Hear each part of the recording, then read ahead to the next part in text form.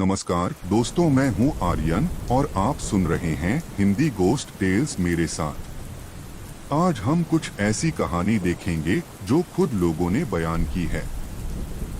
ऐसी कहानियों जिन्होंने उनकी जिंदगी बदल दी। कुछ ऐसे ही किस्सों को हमने रेडिट पर मौजूद पैरानॉर्मल कम्युनिटी से कलेक्ट किया है, जो हमें सोचने पे मजबूर कर देते हैं कि क्या भूत प्रेत आत्मा सचमुच सिर्फ कल्पना है या फिर वो सच में होते हैं। क्या ये कहानी सच है या फिर एक बनी बनाई बातें। मैं और मेरे हस्बैंड तब से साथ हैं जब से हम सिर्फ 16 साल के थे। आज हम 24 के हो चुके हैं। हमारी शादी को कई साल हो चुके हैं, लेकिन आज भी वो काली परछाई हमारा पीछा नहीं छोड़ रही। मैं शुरू से बताना चाहूंगी कि सब कुछ कैसे शुरू हुआ। तो 13 साल की उम्र में फादर इन लॉ ने दूसरी शादी कर ली, जिसके बाद घर में स्टेप मॉम आए। लेकिन अकेली नहीं, वो अपने साथ एक अजीब किताब लेकर आई थी जिसका नाम था दी बुक ऑफ डीमंस। यह एक तरह की शैतानी किताब थी। मैं भूत प्रेत पर ज्यादा यकीन नहीं करती, लेकिन यह किताब कुछ अजीब थी। घर में इसके आते हैं कुछ अजीब हद से होने लगे और तब डैड यानी मेरे फादर इन लॉ ने उस किताब को जलाने का फैसला किया। लेकिन किसी को भी आइडिया नहीं था कि यह कदम कितना घातक हो सकता है। जैसे ही हमने फर्नेस में किताब को डालना चाहा, पूरे घर में चीखें गूंज उठी। ऐसा लगा कोई दर्द में कर रहा हो। हमें तो लगा मानो हमारे कानों से खून निकल आएगा। हम सब इस अजीब घटनाओं को भूलना चाहते थे, लेकिन किताब के जलने के बाद भी कुछ न कुछ होता रहा। कभी घर से सामान गायब होता तो कभी ऐसा लगता है मानो कोई ज्ञान शक्ति आसपास मौजूद हो। सबसे ज्यादा डर तो तब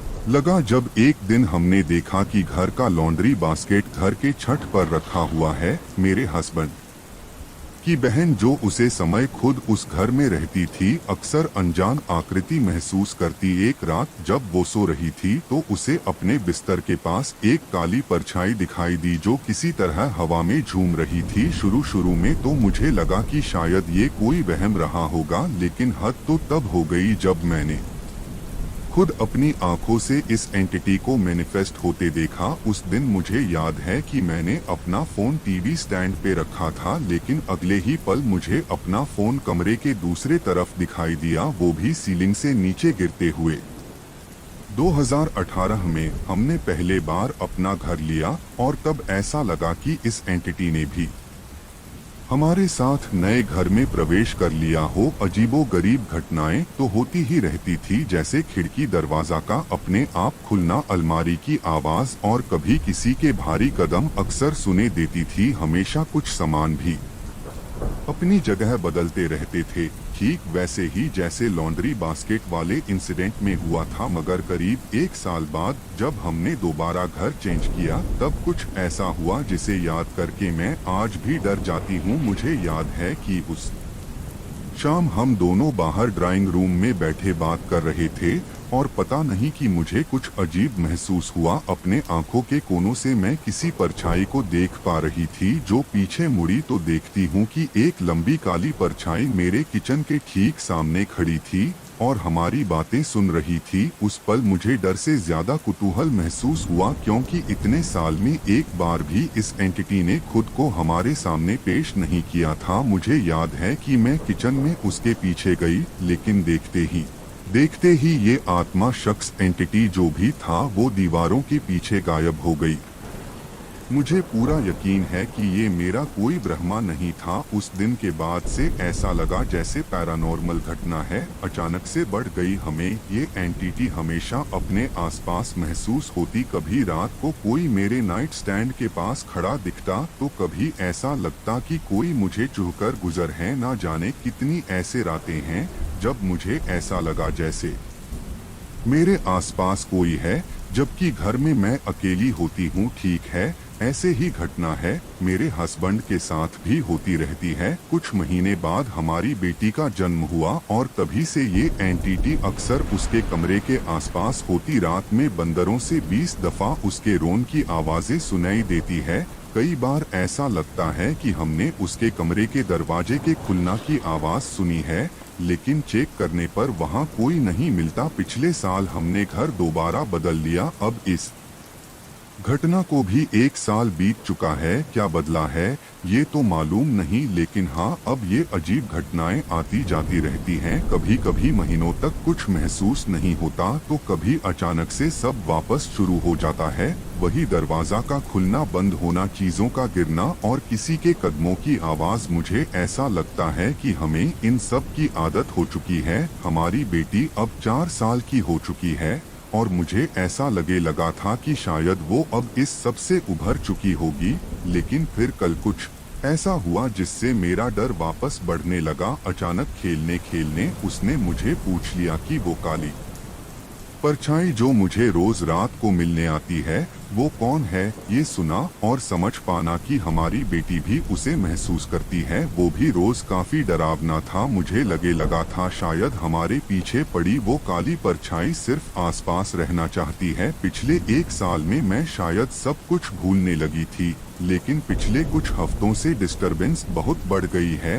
1 हफ्ते पहले रात के समय अचानक ही मेरी 4 साल की बेटी मेरी कमरे में पहुंची। वो काफी डरी हुई लग रही थी। जब मैंने पूछा तो कहने लगी कि वो काली परछाई उसके कमरे में है, लगातार उसके अलमारी से उसे घूरे जा रही है। मैंने उसे समझने की कोशिश भी की, शायद ये उसका वहम होगा, लेकिन बच्ची की हालात बहुत खराब हो रही थी। कुछ पल बाद वो एकदम से शांत पड़ गई और फिर गंभीर होकर कहती है, माँ वो वही खड़ा है अलमारी के ठीक पीछे। उस रात तो मैंने जैसे तैसे उसे संभल लिया, लेकिन जब अगली सुबह उठी तो हमने देखा कि टीवी अपने आप ऑन हुआ पड़ा था। ऐसा कैसे हो सकता है, मुझे कुछ समझ नहीं आ रहा। इतने सालों तक मैं सोचती रही कि मैं इस डीमन का सामना कर सकती हूँ, लेकिन शायद मुझसे बहुत बड़ी गलती हो गई। शायद मुझे इस काली परछाई को बहुत पहले ही कॉन्फ्रंट करना चाहिए था, लेकिन अब मुझ में हिम्मत नहीं है।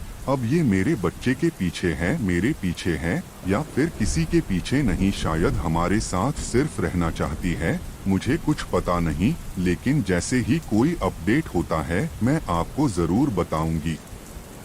अगर यह कहानी आपको अजीब लगे तो मैं माफी चाहूंगी। मेरे साथ एक अजीब हादसा हो रहा है और मैं खुद काफी सदमे में हूँ। पिछले कुछ दिनों से मेरे बेटे के कमरे में कुछ असाधारण हादसे हो रहे हैं। ये सब मेनली कुछ रात पहले शुरू हुआ। मुझे याद है मैं अपने कमरे में बैठी थी, शायद कुछ पढ़ रही थी। हस्बैंड उसे समय बेटे के कमरे में थे और उसे सुला रहे थे। तभी मुझे ऐसा लगा मानो कोई मेरे कमरे का दरवाजा खटखटा रहा हो। अब पहले तो मैंने सोचा कि शायद ये कोई वहम होगा, लेकिन तभी अचानक मेरी नजर डोर नॉब पे पड़ी। क्लियरली कोई उसे घुमा रहा था। मैंने तुरंत जाकर डोर खोला, लेकिन हस्बैंड उस समय बेटे के ही कमरे में थे। उनका कहना था कि उन्हें भी ठीक वैसा ही महसूस हुआ। उन्हें लगा कि शायद मैं उनके कमरे की डोर खटखटे रही हूँ। एक बार में हम दोनों को ये वहम कैसे हो सकता था। यही नहीं, बेटे के कमरे में भी अलमारियां अपने आप खुलना बंद होने लगी है। हम दोनों ने इस बात पे ध्यान दिया, लेकिन कुछ भी समझ नहीं आ रहा था यार। इन बातों पर ध्यान ना देते हुए हमने आगे बढ़ने की कोशिश की, लेकिन फिर उसे रात चीज और बिगड़ना लगी। करीब 12 बजे हमें बेटे के कमरे से उसके रोने की आवाज सुनाई देती है। हम दौड़कर वहां गए और क्या देखते हैं, पूरा कमरा धुएं से भरा हुआ था और कहीं से किसी चीज के जलने की तेज बदबू आ रही थी। हमने पूरे घर में कई बार चेक किया, लेकिन ये स्मेल कहाँ से आ रही थी इसका कुछ भी पता नहीं चला। और कमरे के बाहर ये महक नदारत थी। ऐसा लग रहा था मानो बीच हवा में कहीं किसी ने कुछ जल दिया हो। मुझे कुछ भी समझ नहीं आ रहा है। पास में ही मुझे घर के कैमरे में कुछ परछाई वगैरह देखी है, लेकिन मुझे ऐसा लगता था कि शायद वो लाइटिंग के सेटअप की वजह से आ रही होगी, मतलब कहीं से कुछ लाइट चेंज। लेकिन अब मुझे शक हो रहा है कि कोई तो हमारे घर में है।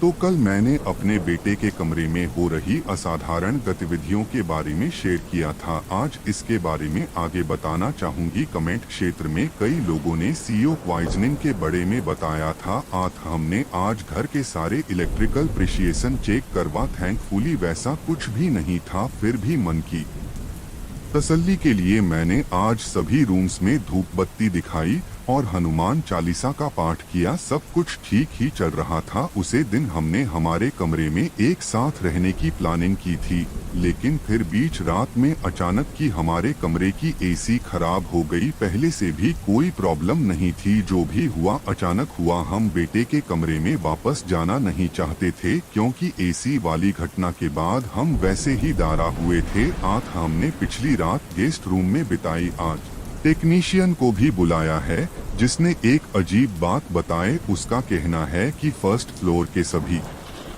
अपार्टमेंट में से मैक्सिमम घरों में एसी ऐसे ही खराब हो पड़ा है। क्या ये मौसम के कारण है या फिर कुछ और, क्या मालूम। अब कई लोगों ने मुझे पूछ लिया, इसलिए मैं इस घटना का फाइनल अपडेट लिखना चाहूंगी। आखिरी पोस्ट के बाद घर में कुछ छोटे मोटे हादसे होने लगे थे। घर में सामान का गिरना या फिर गायब हो जाना, एसी से कुछ आवाजें आना इत्यादि। साथ ही मेरा बेटा काफी परेशान रहने लगा था। अक्सर रात को सोते हुए उसकी नींद खुल जाती और वो काफी डरावनी आवाज में गिर रहा था। मुझे कुछ भी समझ नहीं आ रहा था। एक दिन तो ऐसा लगा कि किसी ने मेरे हाथ से मेरा फोन पटक कर गिरा दिया हो। लेकिन असली खेल आज से 4 दिन पहले शुरू हुआ। उस दिन मैं सुबह हमेशा की तरह उठी कि नाश्ता वगैरह बना सकूं, लेकिन हाल पहुंचे ही मेरे रोंगटे खड़े हो गए। डाइनिंग हॉल में चारों तरफ कुर्सियां और बाकी फर्नीचर बिखरा पड़ा था। उस दिन मैं इतना डर गई कि तुरंत लिविंग रूम में कैमरा सेट किया। जब अगली सुबह उठी तो वही हादसा। डाइनिंग रूम के चारों तरफ बिखरे फर्नीचर, एसी से जलने की बू, ये सब होने लगी। फैक्ट कैमरा में सुबह 6 बजे के बाद कोई रिकॉर्डिंग ही नहीं थी। मुझे कुछ समझ नहीं आ रहा था, इसलिए मैंने पंडित जी को बुलवाकर वास्तु पूजा भी करवाई। फिर भी कुछ सॉल्व नहीं हुआ। ये हादसे होते रहे। तक हर कर मैंने और मेरे ने नए घरों के बारे में पता लगाना शुरू कर दिया था। घर मिलते ही हम शिफ्ट हो जाते, लेकिन फिर सारी चीज हाथ से निकाल गई और कुछ ऐसा हुआ जो मुझे मरते दम तक याद रहेगा। उस रात हम सभी सो रहे थे जब हमें फिर से जलने की बा आने लगी। रख की महक बहुत तेज थी और एसी के पास से आ रही थी। जो मेरे पति ने जाकर चेक किया तो उसे वेंट के ठीक नीचे कुछ रख के अवशेष मिले। ये चीज कहां से आई कुछ पता नहीं। हमें लगा शायद घर में बालकनी के रास्ते कोई दाखिल हुआ होगा, इसलिए हमने सभी दरवाजे लॉक किया, सब जगह चेक किया। अंत में मेरे दिमाग में आया कि पूजा रूम से कोई भगवान की तस्वीर लाकर रख दूं। वहां गई तो देखते हूं कि भगवान की तस्वीरें के पास भी वही काली रख राखी हुई थी। इसके बाद हम एक भी सेकंड वहां ठहर नहीं सकते थे। हम बच्चों को लेकर 15 मिनट के अंदर घर से बाहर भाग आए। वो रात हमने होटल में बिताई और उस रात मेरे बेटे की तबीयत बहुत बिगड़ गई थी। वो लगातार उल्टियां कर रहा था। हैरानी की बात यह है कि पहले उसकी तबीयत बिल्कुल सही थी। एक दिन पहले, लेकिन उसे रात वो बुखार से तप रहा था। अब जाकर उसकी तबीयत पहले से ठीक हुई है। हमने अब घर भी बदल लिया है और वापस से कोई हादसा नहीं हुआ है।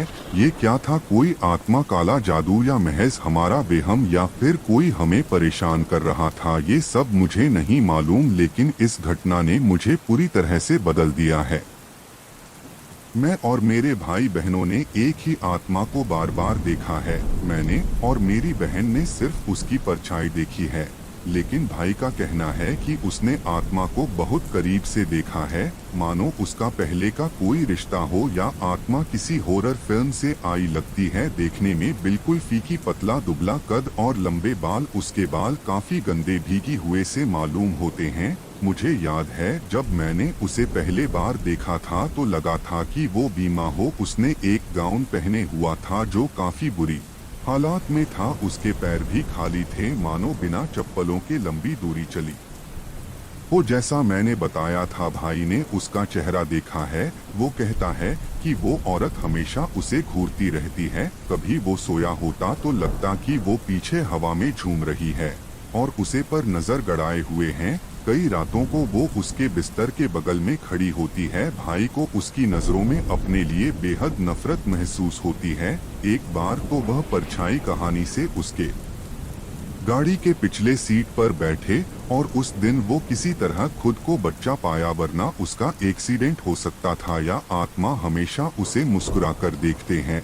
लेकिन यह कोई नॉर्मल मुस्कुराहट नहीं थी, कुछ जैसे वह उसका मजाक बना रही हो। कभी कभी तो वो उससे कुछ खुशबूसकार कहती है, लेकिन वो समझ नहीं पाया कि वो उसे क्या कहना चाहती थी। मैंने तो इस आत्मा को सिर्फ सपनों में देखा है, एक अजीब सपना में, जैसे मैं किसी कमरे में खड़ी हूँ और छत के जगह एक विशाल का एक खिड़की है। उस खिड़की के बाहर मुझे ये एंटिटी दिखती है जो कि पीठ के बल लेटे हुए होती है, मानो आसमान उसका बिस्तर हो। वही लंबे काले बाल, जख्मी पैर, पतला दुबला कद। मुझे ऐसा महसूस होता है जैसे मैं किसी गलत कमरे में दाखिल हो गई हूँ जहाँ मुझे मौजूद नहीं होना चाहिए। मुझे भगाना है, लेकिन तब तक यह एंटिटी मेरी मौजूदगी को महसूस कर चुकी है। मैं बहुत डर गई हूँ, लेकिन तभी मेरी नींद खुल जाती है। कुछ दिन पहले ही मैंने इस बारे में अपने भाई को बताया और तब उसने कहा कि उसके साथ भी ये सब घटना हो चुकी है। शायद हम